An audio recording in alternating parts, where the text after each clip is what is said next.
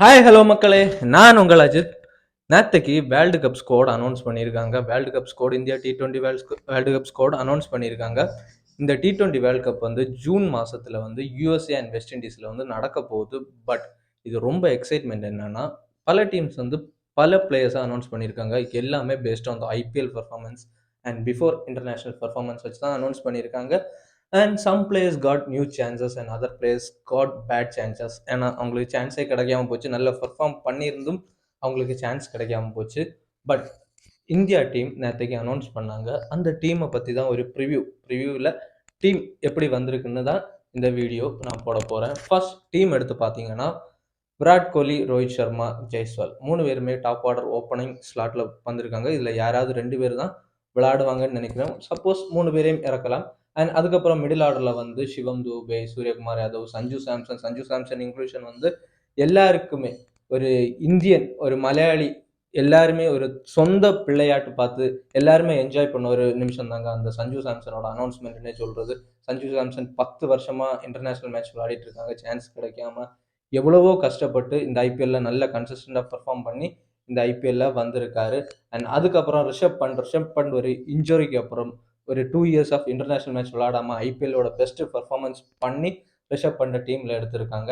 And அதுக்கப்புறம் ஹர்திக் பாண்டியா, நீங்க Hardik Pandya had பண்ற அளவுக்கு ஹர்திக் பாண்டியா அவ்வளோ சீப்பான பிளேயர்லாம் கிடையாதுங்க. Hardik Pandya is always a top player and he proven he is a best இந்த வேர்ல்ட் ஆல்ரவுண்டர் அப்படின்னு ஒரு ஸ்லாட்டை ஃபிக்ஸ் பண்ணி ஒரு நல்ல ஒரு பிளேயர் தாங்க Hardik Pandya. And given vice captain also Hardik Pandya ஒரு நல்ல ஒரு இன்க்ளூஷன் தான் நான் சொல்லுவேன். எனக்கு பர்சனலாட்டில் Hardik Pandya is super player. இங்கே Pakistan T20 match in Melbourne 2022 எடுத்து பார்த்தாலே தெரியும். அந்த ஒரு கான்ட்ரிபியூஷன் அழகாக இருந்துச்சு.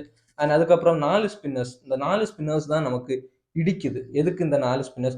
USA and Africa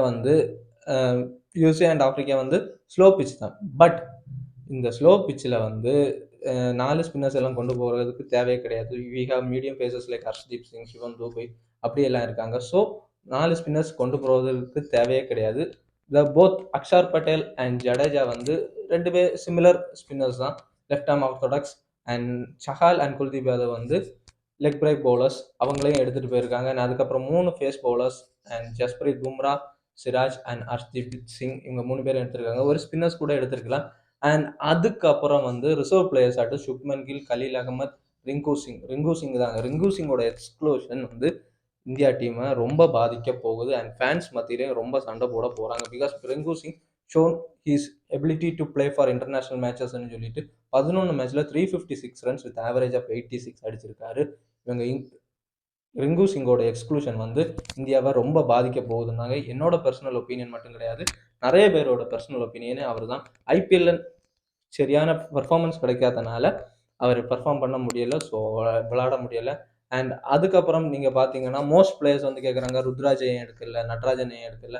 ருத்ராஜோட spot opening spot தான் அவரால் விளையாட முடியும். ஸோ ருத்ராஜ் அந்த ஸ்பாட்டில் எடுக்க முடியாது. அண்ட் கேஎல் ராகுலும் ஓப்பனிங் ஸ்பாட் தான் விளையாட முடியும். ஸோ கேஎல் ராகுலும் எடுக்க முடியாது. பட் நட்ராஜன்ஸ் எக்ஸ்க்ளூஷன் வந்து அது ரொம்ப ஒரு ஹர்ட்டிங் தாங்க. நட்ராஜன் நல்லா பெர்ஃபார்ம் பண்ணியிருக்காரு. ஆஸ்திரேலியன் சீரீஸ்லேயும் நல்லா போட்டிருக்காரு. ஸோ நட்ராஜனோட எக்ஸ்க்ளூஷன் வந்து ஒரு டிஃப்ரெண்ட் ஒரு ஃபீலிங் தர முடிய ஒரு இதாங்க. அதுக்கப்புறம் நிறைய பேர் கேட்டாங்க, அபிஷேக் சர்மா, ரியான் பராக், மயங்க் யாதவ் எல்லாம் இறக்கலாம்.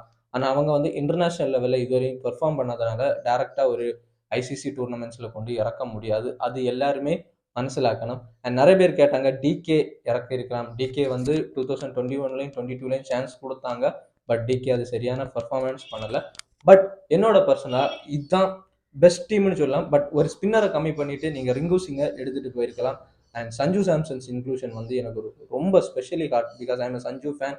2014லேருந்தே நான் பார்த்துட்டு வரேன். சஞ்சுவோட ஹிட்டிங் ஆகட்டும், மிடில் பால் வாங்குறது ஆகட்டும், ரொம்ப எனக்கு பிடிச்ச பர்சனலாட்டு பிடிச்ச ஒரு பிளேயர்னு சொல்லணும்னா அது சஞ்சு தான். அண்ட் சஞ்சுவோட இன்க்ளூஷன் வந்து இந்தியா டீமுக்கு ஒரு பிக்கஸ்ட் கம்பேக்காக கொடுக்க போகுது. அண்ட் இந்த வாட்டி இந்தியா கப் எடுக்கணும்னு என்னோட ஆசை. இதான் என்னோட ஒரு ப்ரிவியூவாட்டு நான் ஃபீல் பண்ணுறது. ஸோ உங்களுக்கு இந்த வீடியோ பிடிச்சிருந்தா லைக் பண்ணுங்கள், ஷேர் பண்ணுங்கள், சப்ஸ்கிரைப் பண்ணுங்கள். சேனலையும் ஃபாலோ பண்ணுங்கள்.